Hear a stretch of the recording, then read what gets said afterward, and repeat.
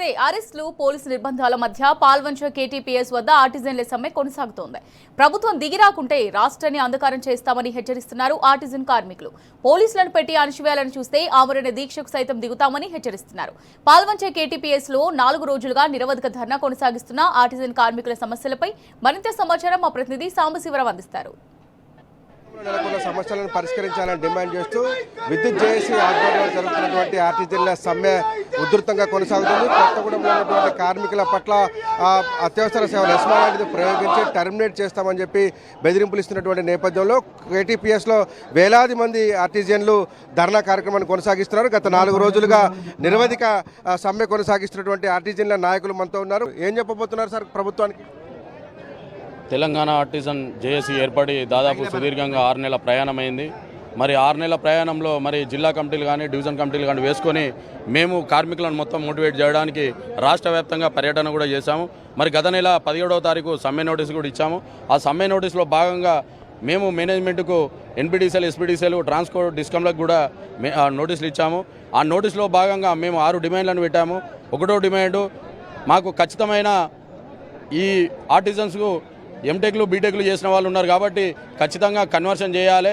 మరి second demand ఏదైతే ఉందో ఎగ్జిస్టింగ్ రూల్స్, మరి 70 సంవత్సరాల చరిత్ర గల ఈ తెలంగాణ రాష్ట్రంలో ఎలక్ట్రిసిటీ సెక్టార్లో ఒకటే సర్వీస్ రూల్స్ ఉండాలి. మరి 3 రోజుల నుంచి సమ్మె మేము శాంతియుతంగా చేస్తున్నాం. శాంతియుతంగా చేసిన సమ్మెను వీళ్ళు మరి మేనేజ్మెంట్ కానీ మరి యాజమాన్యం కానీ వాళ్ళు ఇంటికి పోయి మరి భయభ్రాంతులకు గురి చేసి వాళ్ళను నోటీసులు టెర్మినేట్ నోటీసులు ఇంటికి అంటించడం జరిగింది. తస్మాత్ జాగ్రత్త. మేము ఒకటే చెప్పదలుచుకున్నాం, ఏదైనా మేము శాంతియుతంగా చేస్తున్నాం. మమ్మల్ని రెచ్చగొడితే మాత్రం ఈ తెలంగాణ ఉన్నటువంటి రాష్ట్ర వ్యాప్తంగా రాష్ట్రం మొత్తం అంధకారం చేయడానికి కార్మికులు ఎక్కువ మొత్తంలో పనిచేయడానికి కూడా సిద్ధంగా ఉన్నారని తెలియజేస్తున్నాను. మీరు పాల్వంచ పట్టణంలో పనిచేస్తున్నారు కదా, ఏమంటున్నారు అధికారులు? మెసేజ్లు పంపుతున్నారు, టర్మినేట్ చేస్తామన్నటువంటి ఒక మెసేజ్లు వస్తున్నాయి అంటున్నారు. అసలు ఏం జరుగుతుందమ్మా ఇక్కడ పాల్వంచలో? మరి ఈ రోజు వరకు 4వ రోజు గడుస్తుంది. మరి మీకు టర్మినేట్ లెటర్ పంపించామని చెప్పేసి భయాందోళనకు గురి చేస్తున్నారు.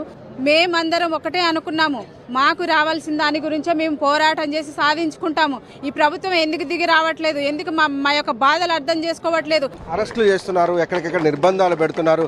ఇదే మంత్రులు, ఇదే ముఖ్యమంత్రి పాదయాత్రలో మీకు హామీలు ఇచ్చారు కదా, అన్ని రకాలుగా చేస్తామని చెప్పి రెగ్యులరైజ్ చేస్తాం. వర్యులు బట్టి విక్రమార్కే గారే కాదండి, మాకు ఉత్తమ్ కుమార్ రెడ్డి గారు కూడా హామీ ఇచ్చారు, శ్రీధర్ బాబు గారు కూడా హామీ ఇచ్చారు, రేవంత్ రెడ్డి గారు కూడా వారు వివిధ పాదయాత్రలలో మమ్మల్ని కలిసి మా సమస్యలను చెప్పుకుంటే మా గవర్నమెంట్ ఏర్పడిన, మా ప్రభుత్వం ఏర్పడిన నెలలోపే మీ సమస్యను మొత్తం పరిష్కారం చేస్తామన్నాను. కానీ ఈరోజు మేము వాళ్ళ గేట్ ముందటికి పోయి మేము అపాయింట్మెంట్ అడిగినా ఇవ్వలేని పరిస్థితిలో ఉన్నారు.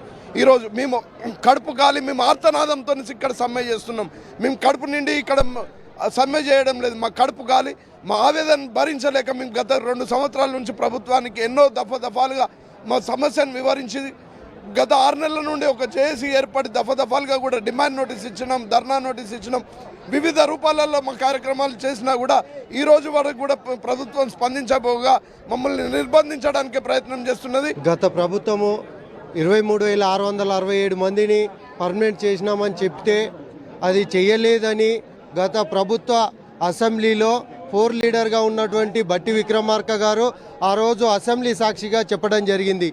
ఆర్టిజన్ అని పేరు పెట్టి విద్యుత్ సంస్థలలో ఉన్నటువంటి కార్మికులకు అన్యాయం చేసిరని ఆ రోజు మాట్లాడినటువంటి బట్టి విక్రమార్క గారు మా ప్రభుత్వం వస్తే మేము వీళ్ళకి న్యాయం చేస్తామని చెప్పడం జరిగింది. ఇదే ఉమ్మడి ఖమ్మం జిల్లాలో పాదయాత్ర చేస్తున్నప్పుడు మా కార్మికులందరూ కూడా రిప్రజెంటేషన్ ఇవ్వడం జరిగింది. మా ప్రభుత్వం రాగానే మీ సమస్యలన్నీ పరిష్కారం చేస్తామని చెప్పడం జరిగింది. ఆ మాటను నిలబెట్టుకోవాలని దాదాపు 2 సంవత్సరాలుగా 2.5 సంవత్సరాలు ప్రభుత్వం అవుతా ఉంటే 2 సంవత్సరాల నుంచి మేము రిప్రజెంటేషన్లు ఇస్తూ ఉన్నాం. గతంలో 4-5 సంఘాలతోటి జేఏసీ పెట్టుకున్నాం. దాదాపు 18 నెలలు రిప్రజెంటేషన్లు ఇచ్చినాం, ధర్నాలు చేసినాం, నిరసన కార్యక్రమాలు చేసినాం.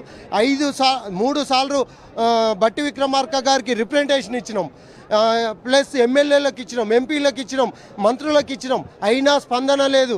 పీసీసీ అధ్యక్షునికి కూడా ఇచ్చినాం. గత పీసీసీ అధ్యక్షుడైనటువంటి ముఖ్యమంత్రి రేవంత్ రెడ్డి గారికి కూడా ప్రభుత్వం రాకముందుకు పాదయాత్రలో ఇచ్చినాం. ఏది రాహుల్ గాంధీ పాదయాత్రలో కూడా విద్యుత్ ఉద్యోగుల సమస్యల మీద ఇవ్వడం జరిగింది. మా ప్రభుత్వం రాగానే పరిష్కరిస్తామన్నారు.